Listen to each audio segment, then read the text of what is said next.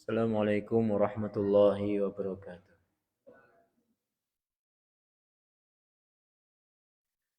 Alhamdulillahi rabbil alamin wassalatu wassalamu ala sayyidil mursalin Muhammadin ibni Abdullah wa ala alihi wa sahbihi ajmain. Asyhadu an la ilaha illallah wahdahu la syarika lah wa asyhadu anna Muhammadan abduhu wa rasuluh. Puji syukur kita panjatkan kehadirat Allah Subhanahu wa taala. Salawat dan salam semoga terlimpah kepada Nabi kita Nabi Muhammad sallallahu alaihi wasallam dan kepada seluruh keluarga beliau, kepada para sahabat, tabi'in, tabi'ut tabi'in serta umat beliau hingga akhir zaman. Bapak Ibu jamaah yang berbahagia, pada malam yang mulia ini kembali kita teruskan kajian kitab Sahih Al-Adab Al-Islamiyah yang pada kesempatan lalu kita sudah membahas terkait dengan adab membaca Al-Quran. Adab membaca Al-Quran.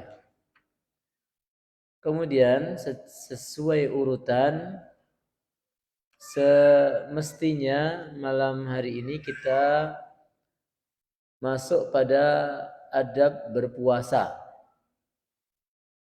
Namun saya baca berkali-kali ini adab puasa ini banyak terkait dengan adab puasa Ramadan. Sehingga tadi saya ragu apa saya lompati atau saya bahas gitu ya. Karena Ramadan masih lama. Jadi lek ngamal iki jesuwe gitu. Khawatirnya besok lupa ya Pak ya. Tapi mungkin saya baca secara ringkas saja ya. Secara ringkas saja, nanti insya Allah kalau Allah panjangkan umur kita bertemu dengan bulan Ramadan, nanti kita bahas kembali ya jelang bulan Ramadan. Karena sesuai urutan ya supaya kita khatam kitab ini, kita masuk di bab puasa ini. Bapak Ibu, ada berpuasa ini ternyata banyak sekali, ada 19. Yang pertama adalah doa ketika melihat hilal. Disunnahkan membaca doa ya ketika kita masuk atau mengetahui masuknya bulan Ramadan dengan membaca Allahu Akbar, Allahumma ahillahu alaina bil amni wal imani was salamah. Jadi doa kalau mau masuk bulan Ramadan. Wal islami wat taufiqi lima yuhibbu rabbuna wa yarda rabbuna wa rabbukallah. Tentu tidak akan kita hafalkan ya. Cukup kita ketahui saja bahwa ketika masuk bulan Ramadan atau saat kita melihat hilal ya, maka kita disunnahkan membaca doa ini. Kemudian adab yang kedua adalah ikhlas dalam berpuasa. Tentu bukan hanya dalam berpuasa ya, tapi semua ibadah kita harus betul-betul didasarkan keikhlasan karena Allah Subhanahu wa taala. Ikhlas itu artinya bertauhid. Artinya betul-betul ibadah kita hanya kita niatkan mencari ridhonya Allah, bukan atas tendensi yang lain. Lawan dari ikhlas adalah syirik atau riya. Kemudian yang ketiga adalah menginapkan niat sejak malam hari sebelum berpuasa, khusus puasa yang wajib. Ya. Menginapkan, maksudnya panjenengan wajib melakukan niat sebelum memulai berpuasa di waktu subuh. Tapi ini khusus untuk puasa yang wajib. Artinya tidak boleh seseorang belum niat kemudian dia langsung mulai berpuasa setelah adzan subuh. Ini berbeda dengan puasa sunnah. Kalau puasa sunnah sebelum subuh tidak ada niatan puasa. Salat subuhlah dia. Kemudian pulang dari masjid, belum makan, belum minum, belum melakukan pembatal puasa. Sampai jam 7, jam 8 tanya sama istrinya, "Bu, masak apa?" Orang masak apa-apa ya, Pak. Nah, ini suami soleh ini langsung dia mengatakan, "Ya wis tak poso." Suami sing kurang soleh ya langsung ngamuk. Nah, ini boleh kalau puasa sunnah boleh. Ya, seperti itu puasa. Jadi niatnya sejak setelah adzan subuh boleh sampai jam 9, jam 10 dia belum makan, belum minum, belum melakukan pembatal puasa, baru niat puasa boleh. Ya. Puasanya Senin, Kamis gitu. Ini dino apa, Pak? Senin. Aku tak puasa lah, itu boleh. Tapi kalau puasa wajib tidak boleh. Termasuk puasa wajib adalah puasa nazar dan puasa qadha. Kemudian yang ketiga adalah yang keempat. Yang keempat adalah memperbanyak sedekah ketika berpuasa Ramadan. Ini juga sebuah adab ataupun sunnah ya, memperbanyak sedekah saat kita berpuasa. Karena puasa yang baik adalah puasa yang penuh dengan amal-amal soleh yang lainnya. Kemudian yang kelima, perkataan seorang yang berpuasa ketika dihina atau dicaci oleh orang lain yaitu inni shaim, aku sedang puasa. Ini sunnah juga. Jadi ketika ada orang yang menghina kita atau menyakiti hati kita, kita sedang berpuasa, sementara kita sedang berpuasa, maka katakan kepada dia inni shaim atau Allahumma inni shaim, aku lagi poso. Maksudnya ya tentu maksudnya menahan sabar ya, sabar, tidak membalas caci makinya dengan caci maki juga. Kemudian yang keenam adalah menyegerakan berbuka, takjilul fitri. Artinya kalau sudah terdengar adzan atau sudah yakin masuk waktu sholat maghrib, maka jangan menunda-nunda dalam berbuka puasa. Termasuk muadzin. Masuk muadzin ya. Kalau sudah tahu masuk waktu maghrib, maka segera batalkan puasanya. Kemudian yang ketujuh adalah berbuka dengan rutab sebelum sholat maghrib. Rutab itu adalah kurma yang masih segar. Ya. Jadi ini adalah sebuah sunnah, bukan hanya ketika puasa Ramadan, tapi puasa seperti hari ini, puasa Senin, puasa Kamis juga disunahkan berbuka dengan rutab sebelum berbuka dengan makan yang berat. Jadi sebelum sholat maghrib itu sunnahnya adalah membatalkan dengan rutab atau kurma yang segar, baru kalau mau makan yang berat-berat mungkin setelah maghrib. Yang kedelapan, membaca doa ya ketika berbuka puasa. Membaca doa ketika berbuka puasa. Membaca zikir ya, zahabadz dhama'u wa batallatil uruqu wa thabatal ajru insyaallah. Atau Allahumma lakas sumtu wa bika amantu ala rizkika aftartu. Ini dua-duanya zikir ini aslinya hadisnya dhaif ya, tapi hadis dhaif untuk fadail amal atau keutamaan amal itu diperbolehkan. Boleh-boleh saja, maknanya juga baik. Dan memang sunnah ya ketika kita berbuka kita membaca doa karena doanya dikabulkan oleh Allah. Ya Allah malakasum tu boleh, dhahabaz ma'u boleh, loro-lorone yo entuk. Kemudian yang berikutnya adalah yang kesembilan, memperbanyak tilawatul Quran, membaca Al-Quran di bulan Ramadan. Kemudian yang ke-10 adalah doa ketika berpuasa.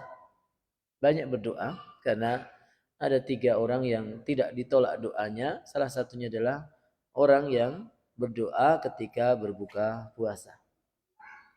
Kemudian yang ke-11 adalah tidak meninggalkan sahur. Artinya melakukan sahur ya. Karena itu adalah keberkahan. Dan siapapun yang melakukan sahur maka akan bertambah barokahnya.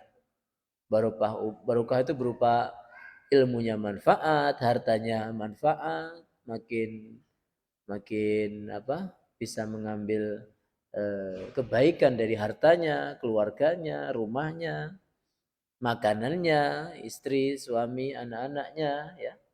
Itu makna dari keberkahan adalah makin banyaknya manfaat ya.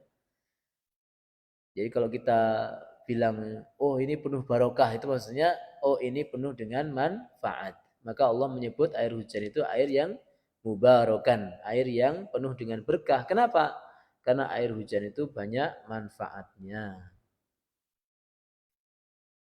Di dalam sahur ada keberkahan. Kemudian yang ke-12, disunahkan sahur dengan kurma, ya, tamar atau kurma.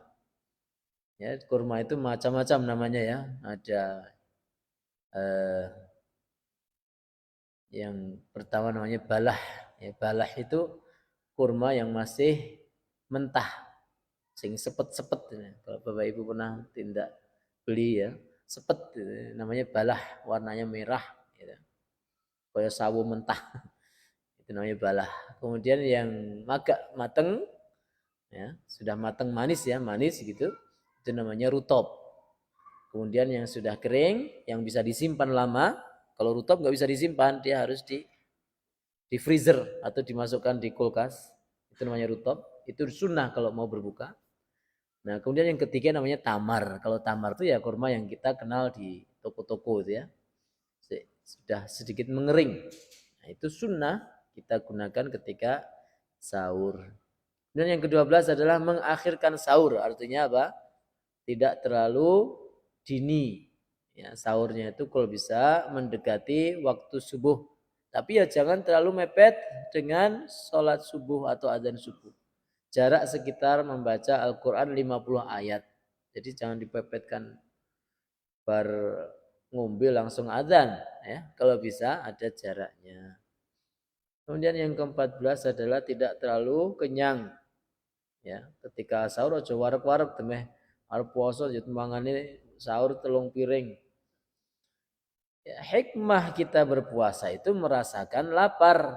Kalau kita puasa kok enggak mau lapar, ya belum tercapai tujuan kita berpuasa. Jadi berpuasa itu bagaimana kita merasakan apa yang dirasakan oleh orang-orang miskin ya, yang mereka kekurangan, susah cari makan, dan kemudian dari itulah kemudian timbul rasa syukur kita kepada Allah. Kemudian yang ke-15 adalah, makanya dalam mazhab Syafi'i itu kalau ada orang sahur, kemudian setelah sahur tidur sampai maghrib, terus dia baru buka, itu puasanya tidak sah. Meskipun apa? Meskipun dia tidak membatalkan puasanya. Kenapa? Karena dia tidak merasakan dahaganya puasa. Itu ya. Tidak merasakan tantangannya puasa, yaitu haus dan lapar. Kemudian yang berikutnya adalah menjaga salat tarawih. Kemudian yang ke-17, bersungguh-sungguh ibadah di 10 akhir Ramadan. Kemudian yang ke-18, iktikaf. Iktikaf itu bukan hanya di bulan Ramadan, sebagaimana banyak pendapat bahwa iktikaf itu bisa dilakukan kapanpun dan waktunya itu bebas, ya, bahkan sekejap pun itu bisa kita beriktikaf. Misal Bapak Ibu tadi masuk masjid ini dari luar panjenengan sudah niat iktikaf. Saya niat iktikaf selama waktu maghrib sampai waktu isya. Itu boleh. Ya. Dan hendaknya betul-betul itu malah menjadi niat kita. Sehingga apa? Ketika kita berada di masjid seperti ini, maka makin banyak pahala amal soleh yang kita dapatkan dalam satu amal. Karena kalau bisa memperbanyak niat dalam satu amal, maka lakukan. Ya. Sekali lagi, kalau bisa kita memperbanyak niat dalam satu amal, maka lakukan. Karena apa? Efektif. Efektif. Sekali dayung, 1-2 amal terlampaui. Gitu ya. Jadi artinya kita ngiras sirus. Masuk masjid, niatnya kita majelis ilmu, sholat sunnah, sholat wajib, iktikaf, dan sebagainya. Jamaah yang dirahmati Allah. Kemudian yang terakhir adalah membayar zakatul fitri. Ya, ini saya baca ringkas ya bab puasa supaya nanti saya tidak dikatakan tidak amanah ya dalam membaca kitab ini. Insya Allah secara rinci nanti akan kita ulang kembali insya Allah tahun depan ketika di bulan Ramadan. Semoga kita bisa mengulangnya di tanah suci. Amin. Maksudnya umrah ya. Ini udah mau mendekati bulan Ramadan, sudah tinggal berapa bulan lagi. Saya sangat memotivasi Bapak Ibu semuanya untuk menjatuhkan niat bisa berumrah di bulan Ramadan, ya, karena Rasulullah bersabda, al-umratu fi Ramadan ta'dilu hajjah ma'i. Umrah di bulan Ramadan itu setara haji bersamaku. Jadi enggak main-main ya. Jadi umrah di Ramadan itu pahalanya setara haji bersama dengan Rasulullah Shallallahu Alaihi Wasallam. Jadi kalau udah pasang niat, kemudian ikhtiar, usaha, wingi misalnya lek nabung sesasi 3 yuto, saiki diunggahke 5 yuto gitu. Ampun guyu Pak, rezeki niku insyaallah rezeki dari Allah itu kita nggak tahu ya. Kita ikhtiarkan 3 bulan target punya uang untuk bisa. Bapak Ibu sekarang umroh itu insya Allah banyak kemudahan-kemudahan. Nggak sulit seperti tahun-tahun lalu. Kalau lah jenengan itu berani sendirian atau berduaan, sekarang itu umroh nggak pakai travel pun bisa.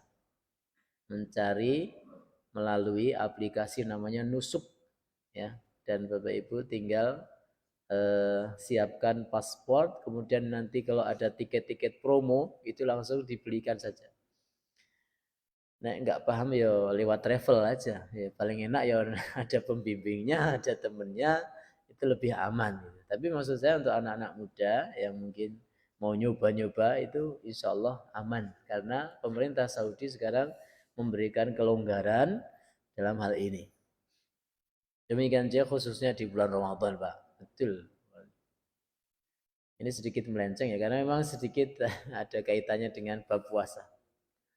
Baik Bapak Ibu, kemudian adab yang berikutnya yang kita bahas adalah adabuz zakati was shadaqat. Adab membayar zakat dan sedekah. Yang pertama, adab dalam bersedekah adalah kita ambil dari penghasilan yang baik. Penghasilan yang baik maksudnya adalah penghasilan yang halal. Pastikan ketika kita mau sedekah Bapak Ibu, pilih-pilihlah. Ya, pilih-pilih. Pilih-pilih betul-betul harta kita, harta yang betul-betul halal. Baru kita sedekahkan. Allah berfirman, Ya ayyuhalladzina amanu anfiqu min tayyibati ma kasabtum. Hai orang-orang yang beriman, infakkanlah dari segala yang baik-baik dari apa yang kamu usahakan. Artinya kalau mau infak itu pilih dari hasil usaha kita yang baik, yang halal. Kenapa? Karena disebutkan dalam hadis riwayat Muslim dari Abu Hurairah radhiyallahu anhu, beliau berkata, bersabda Rasulullah sallallahu alaihi wasallam, ayyuhan nas, innallaha tayyibun la yaqbalu illa tayyiban wa innallaha amaral mu'minina bima amara bihil mursalin. Hai manusia, sesungguhnya Allah itu tayyib. Allah itu maha baik. Artinya Allah itu tidak punya cacat. Allah itu tidak ada kurangnya. Allah itu tidak ada lemahnya, tidak ada hinanya. Allah itu sempurna kebaikannya. La yaqbalu illa tayyiban. Dia tidak menerima kecuali yang baik-baik. Artinya amalan apapun yang dilakukan oleh manusia itu betul-betul akan ditolak oleh Allah kecuali amalan yang baik. Amalan yang baik itu amalan yang diniatkan karena Allah dan mengikuti petunjuk Rasulullah. Sementara kalau harta-harta yang baik adalah harta yang dihalalkan oleh Allah untuk kita miliki.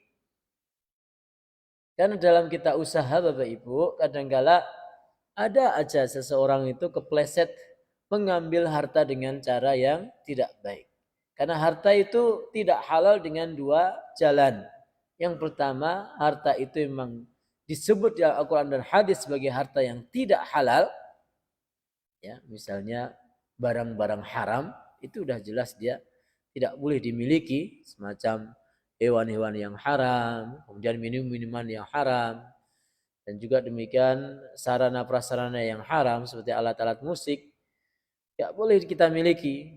Ya, jangan punya gitar, punya seruling, punya segala alat musik itu adalah alat yang diharamkan oleh Allah, maka tidak boleh kita miliki.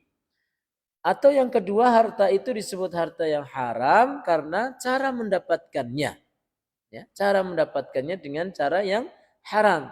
Bukan saja barangnya itu haram, tapi cara mendapatkannya dengan cara yang haram. Maka ini tidak bisa dinafkahkan, tidak bisa diinfakkan.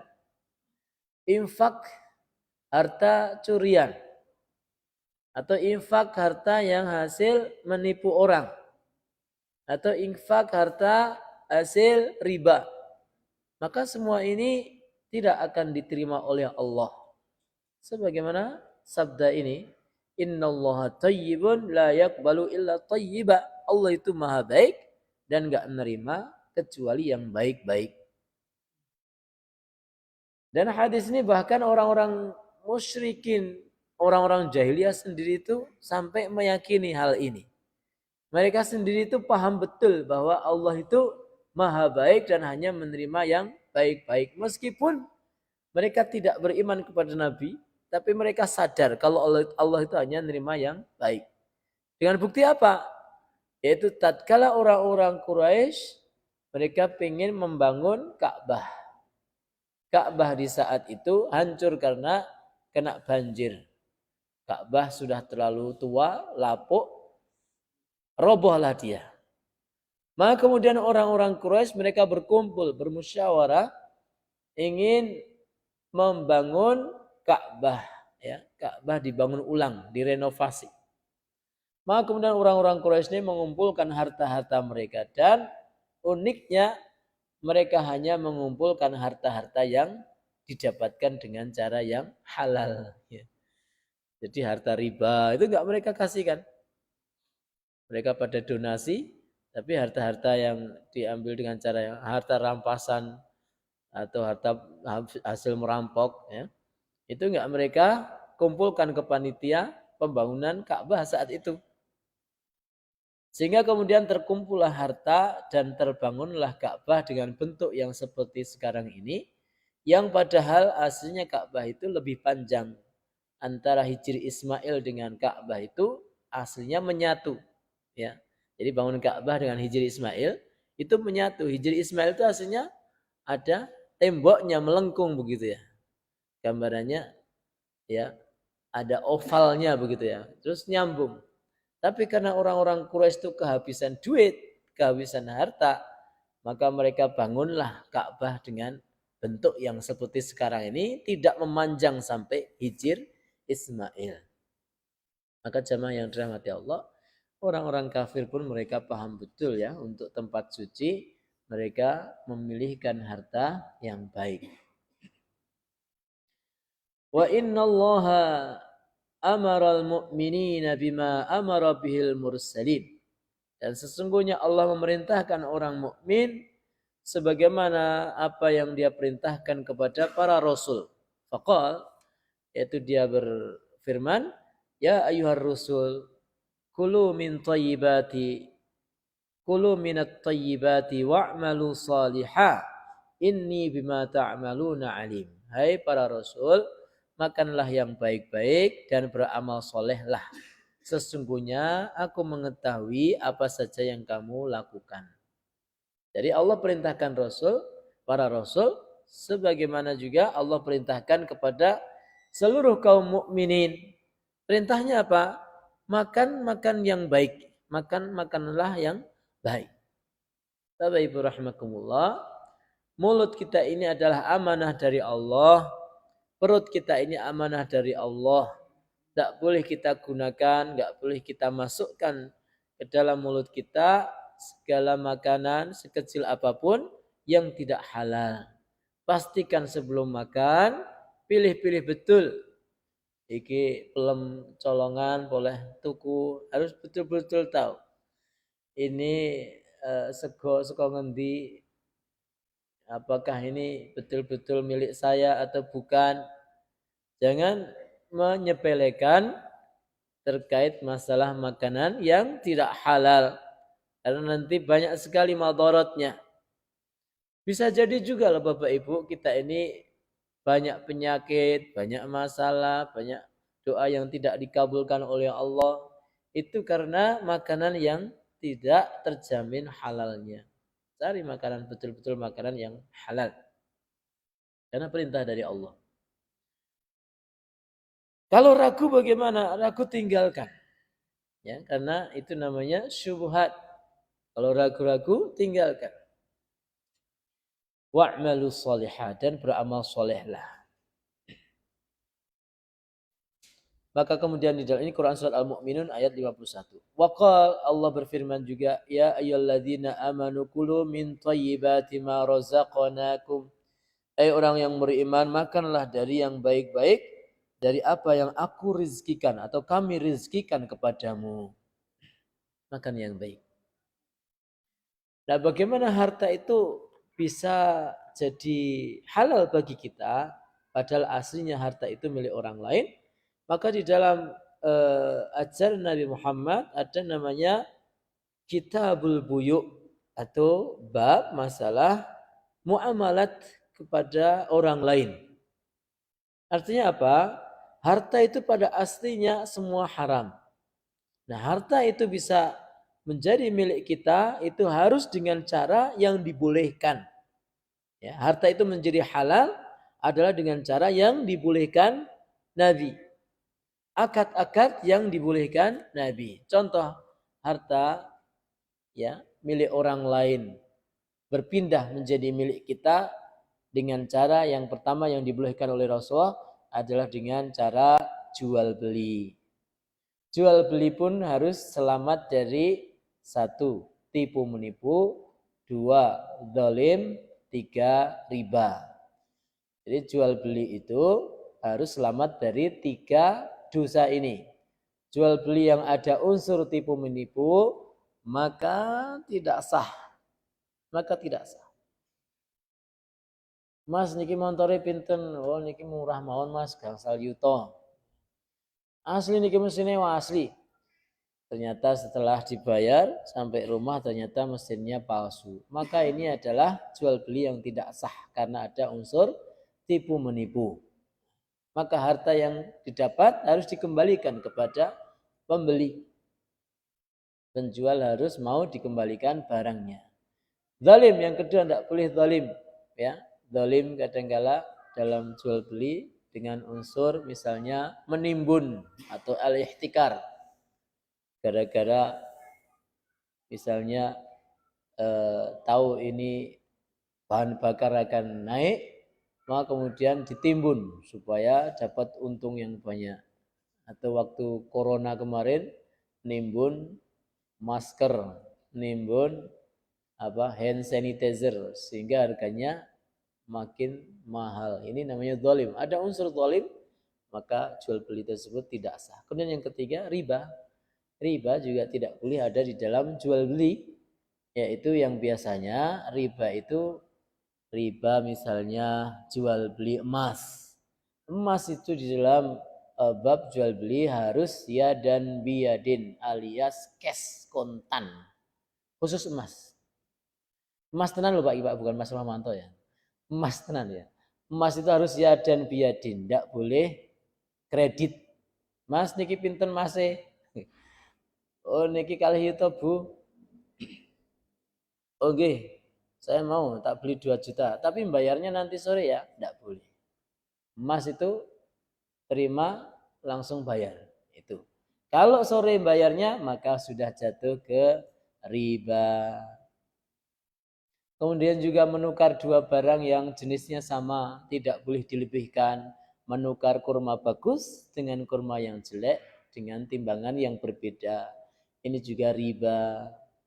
Kemudian riba juga terjadi pada jual beli kredit yang kemudian menjatuhkan sanksi atas keterlambatan.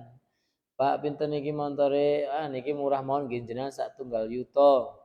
Oh nggih kula kredit nggih, montor apa sak yuto? Ya napa ya? Enggak ada. Motor HP lah. Mas niki HP-ne pinten?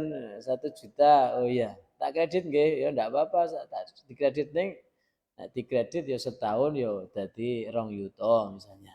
Boleh enggak seperti itu? Boleh, sebatas itu boleh. Tapi enggak bolehnya kalau kemudian apa?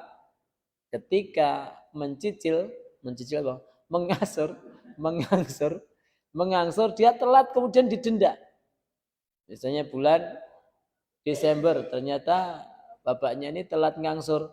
Maka wah sampean kok telat ngangsurnya. Harusnya kan 100.000 gara-gara telat 10 dino tak denda jadi 150.000. Inilah yang namanya riba. Kalau kredit boleh, menaikkan harganya boleh ya, tapi kalau memberikan sanksi keterlambatan itu menjadi tidak boleh. Jadi haram hartanya. Ini misalnya jual beli, wah panjang lebar Pak jual beli. Kemudian yang kedua, kita bisa memiliki hartanya orang lain menjadi milik kita dengan akad misalnya sewa menyewa atau namanya ijar. Sewa menyewa itu juga ada syarat-syaratnya, barangnya harus jelas, temponya harus jelas. Ya. Saya sewa rumahnya sampean sampai saya bosan, tidak boleh. Harus ada akad jelas. Saya sewa rumah sampean sampai 1 tahun. Sampai 2 tahun. Ya. Gak boleh saya sewa rumah sampean sampai sapi kumana misalnya. Ya, mana kapan udah jelas ya. Jadi ya, misalnya contoh itu. Nah, dalam sewa menyewa itu juga diperbolehkan di dalam agama kita. Ada sekarang namanya ijaru bitamlik. Menyewa kemudian dimiliki di akhir sewaan. Nah, ini fikih kontemporer Bapak Ibu. Boleh enggak akadnya nyewa kalau lunas sewaannya berubah jadi akad jual beli dan ini dipakai di perumahan-perumahan. Maka banyak para ulama mengatakan enggak boleh. Karena apa? Larangan 2 akad dalam 1 transaksi. Sewa-sewa. Jual beli. Coba perhatikan Bapak Ibu jenengan yang semoga nggak di sini ya, yang punya perumahan-perumahan itu, lihat. Biasanya transaksinya itu sewa, Pak. Sehingga apa? Ketika di tengah jalan jenengan tidak bisa ngangsur, rumah disita. Kenapa? Karena akadnya sewa, bukan jual beli, gitu. Tapi setelah sewa nanti selesai 15 tahun, rumah itu jadi miliknya jenengan, kan lucu itu. Lagi sewa menyewa atau jual beli? Maka seperti ini hartanya menjadi haram. Kalau mau akad kredit, harus akad kredit sejak awal. Tidak boleh akad sewa menyewa. Karena sewa menyewa itu yang dirugikan adalah pembeli atau penyewa. Nanti di tengah jalan nggak bisa ngangsur, maka udah diambil rumahnya, sedikit pun dia tidak dapat kompensasi dari uang yang dia sudah bayarkan. Tapi kalau kredit syariah, perumahan syariah, sekarang sudah banyak bermunculan Bapak Ibu. Ya, perumahan syariah, kalau misalnya di tengah jalan yang membeli ini macet gara-gara misalnya dia kehilangan pekerjaannya atau mungkin meninggal dunia sehingga istrinya tidak mampu untuk meneruskan, maka kalau istilahnya yang syariah itu maka nanti ada kompensasi, yaitu rumah ini dijualkan ke pihak ketiga, kemudian nanti orang yang menghuni tadi mendapatkan bagian persenan dari harga rumah tersebut, ya, dari apa namanya, pemilik atau namanya apa, kontraktor apa namanya, ya, pemilik perumahan tersebut. Jadi Bapak Ibu, sewa menyewa boleh dalam agama kita. Kemudian ada akad misalnya, apalagi yang diperbolehkan, jual beli, sewa menyewa, pinjam meminjam, ya, bedanya apa? Pinjam ini maksudnya adalah terkait masalah uang, ya. Salaf namanya, meminjam uang. Jadi boleh saja kita meminjam uang orang lain, tapi di dalam hal ini tidak boleh ada unsur riba. Kalau uang dengan barang, maka boleh mengambil untung. Tapi kalau uang dengan uang, tidak boleh mengambil untung. Uang dengan barang maksudnya apa? Jenengan mau beli HP. Orang yang punya HP itu kulaannya 1 juta. Dia jual ke jenengan 1,5 juta. Boleh seperti itu. Karena namanya jual beli. Uang berubah jadi barang. Atau sebaliknya barang berubah menjadi uang. Itu namanya jual beli. Tapi kalau uang ditukar dengan uang, nggak boleh lebih. Harus sama. Misalnya, Pak, saya pinjam duitnya 1 juta OJ. Nah, terus kapan mengembalikannya Mas? Ya, saya mengembalikan 1 tahun lagi OJ. Maka yang punya uang tidak boleh mengatakan, ya kalau setahun lagi ya dikembalikan 1,5 juta Mas. Karena itu namanya riba. Karena apa? Uang dengan uang. Sehingga Bapak Ibu bedakan di sini. Orang Yahudi ketika turun larangan ayat masalah riba, itu mereka membantahnya ini. Ya. Mereka membantahnya, loh bukannya riba itu seperti jual beli. Kan sama atau mirip toh. Mirip. Duit 1 juta menjadi 1,5 juta. Tapi dijawab oleh Allah, wa ahallallahu al-bai'a wa harrama riba. Allah halalkan jual beli, Allah halalkan jual beli, Allah haramkan riba. Perbedaannya apa? Kalau riba uang dengan uang, tidak ada barangnya. Demikian.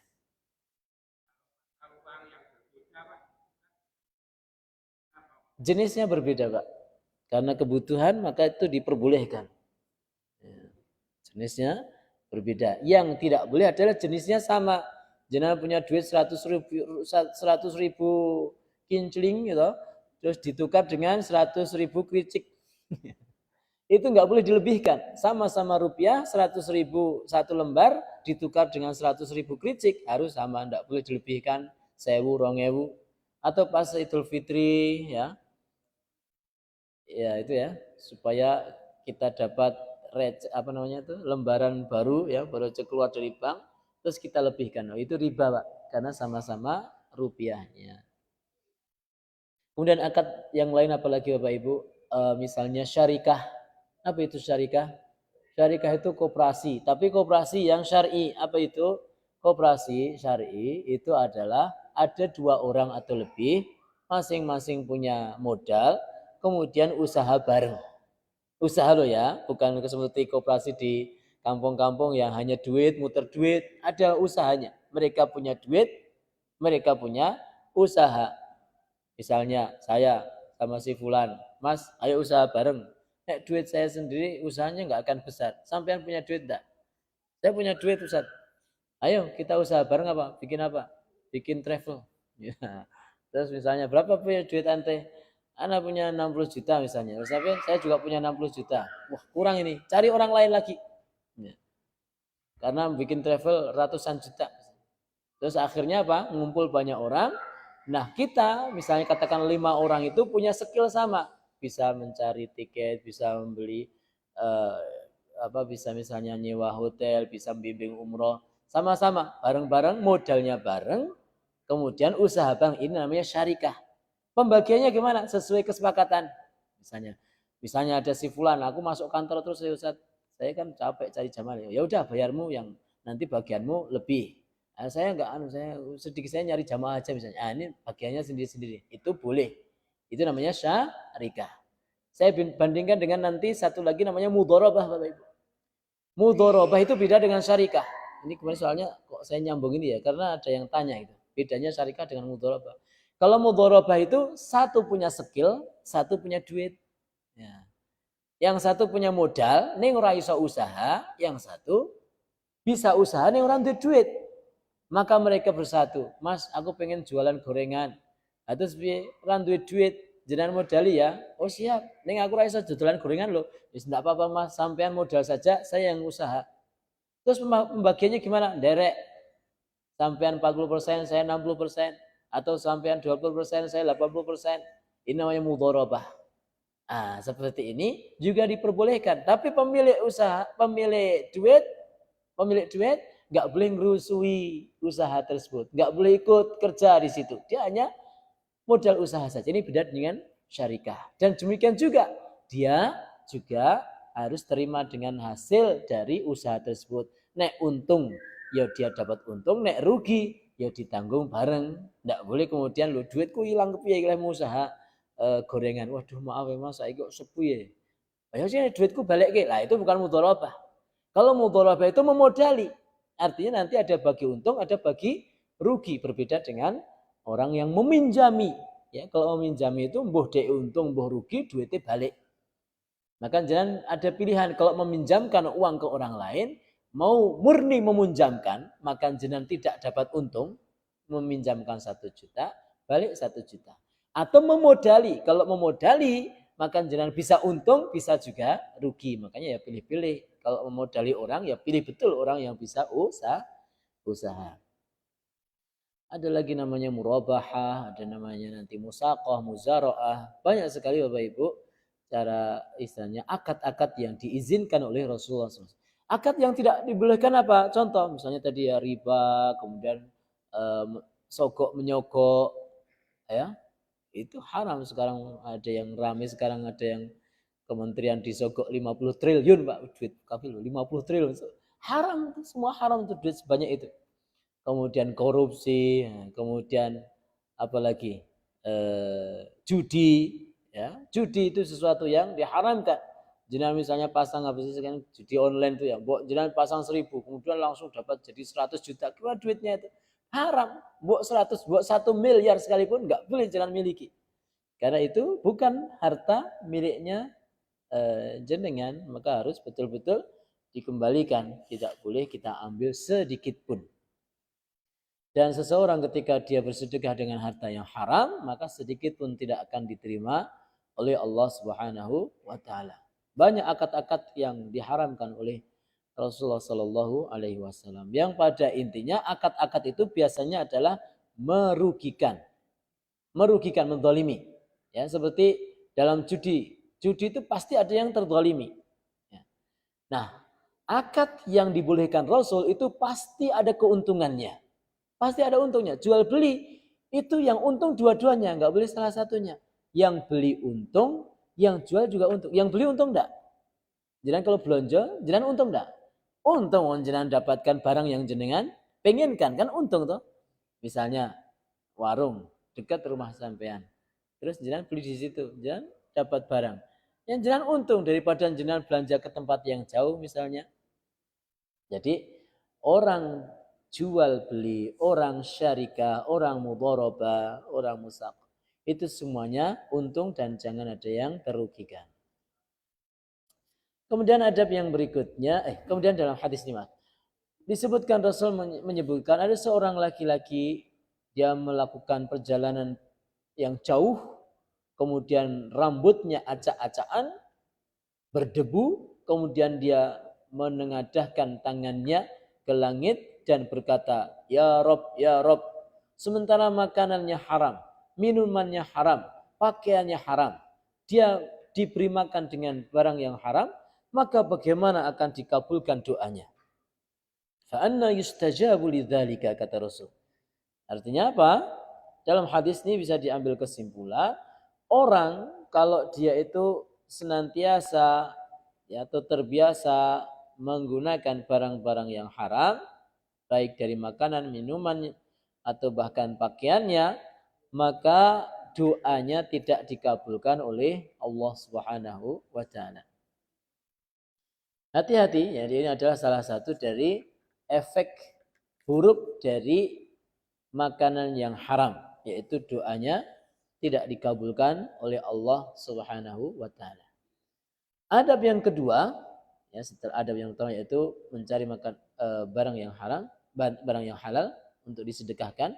Adab yang kedua adalah bersedekah dengan harta yang terbaik, yang paling berkualitas, yang paling bagus. Jangan sedekah itu harta turahan. Allah SWT dalam sebuah hadis, dalam sebuah ayat, lan tanalul birra hatta tunfiqu mimma tuhibbun. Sekali-kali kalian tidak akan mendapatkan kebaikan, maksudnya tidak mendapatkan pahala, sampai kalian menginfakkan apa yang kalian sukai.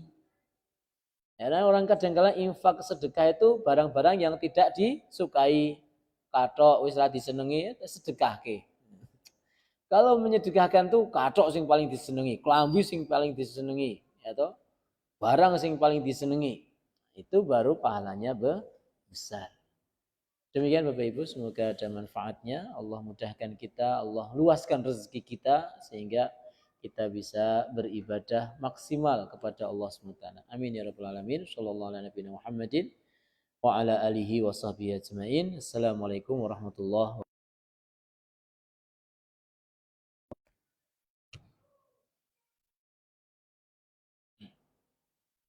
Allah